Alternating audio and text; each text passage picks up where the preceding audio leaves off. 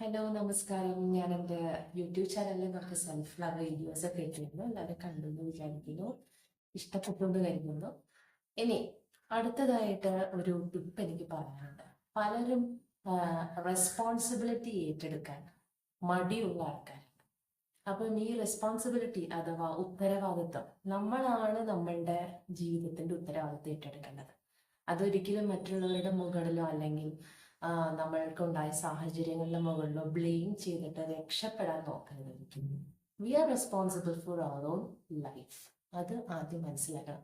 ഇപ്പൊ പലരും ഇപ്പം ലാസ്റ്റ് വീഡിയോയിൽ ഞാൻ പറഞ്ഞ പോലെ തന്നെ പലരും അവരുടെ ജീവിതത്തിൽ സംഭവിച്ചു പോയിട്ടുള്ള തെറ്റുകൾക്ക് അല്ലെങ്കിൽ അവര് കാരണമാണ് പലതും സംഭവിക്കുന്നത്, അല്ലെങ്കിൽ മറ്റുള്ളവർ കാരണമാണ് ഇങ്ങനെ സംഭവിച്ചത്, അല്ലെങ്കിൽ ഇത്തരം സാഹചര്യങ്ങൾ ഉണ്ടായത് കൊണ്ടാണ് എൻ്റെ ജീവിതത്തിൽ പുരോഗമനം ഉണ്ടാവാത്തത്, എൻ്റെ ജീവിതം ഇങ്ങനെ ആയിപ്പോയത് എന്നുള്ള കുറ്റബോധത്തിൽ ജീവിക്കുന്ന ആൾക്കാരുണ്ട്. ഒരിക്കലും അങ്ങനെ ചിന്തിക്കരുത്. കാരണം അത്തരത്തിലുള്ള സിറ്റുവേഷൻസ് നമ്മളുടെ ജീവിതത്തിൽ ഉണ്ടായത് കൊണ്ടാണ് നമ്മൾ ഇത്രയും സ്ട്രോങ് ആയത്. ഞാൻ ലാസ്റ്റ് എൻ്റെ ഒരു സെൽഫ് ലവ് വീഡിയോയിൽ പറഞ്ഞതുപോലെ അതുണ്ടായത് കൊണ്ടാണ് നമ്മൾ ഇത്രയും സ്ട്രോങ് ആയിട്ട് മുന്നോട്ട് പോണത്. അങ്ങനെ ചിന്തിക്കാം.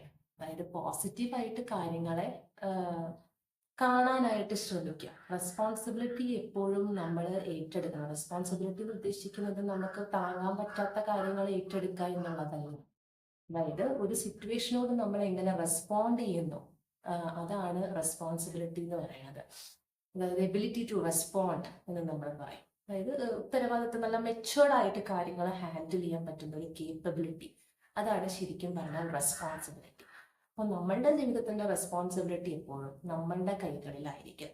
അപ്പം നമ്മൾ ചിന്തിക്കേണ്ടതെന്ന് വെച്ചാൽ ഒരു സിറ്റുവേഷൻ ഇപ്പം നമ്മളൊരു വളരെ ലോ ഫൈനാൻഷ്യൽ സ്റ്റാറ്റസിലുള്ള ഒരു ഫാമിലിയാണ് ആയിരിക്കാം നമ്മൾ ജനിച്ചിട്ടുണ്ടാവുക.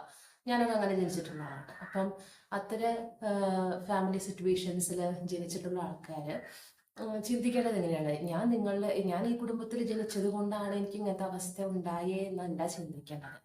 ഇങ്ങനത്തെ ലൈഫ് ഈ ലോകത്തിൽ എക്സിസ്റ്റിംഗ് ആണ് എന്നുള്ളത് നമ്മൾക്ക് ബോധ്യപ്പെടുത്താൻ വേണ്ടിയിട്ടാണ് അത്തരത്തിലുള്ള ലൈഫ് നമുക്ക് ചിലപ്പോൾ തന്നിട്ടുണ്ടാകാം.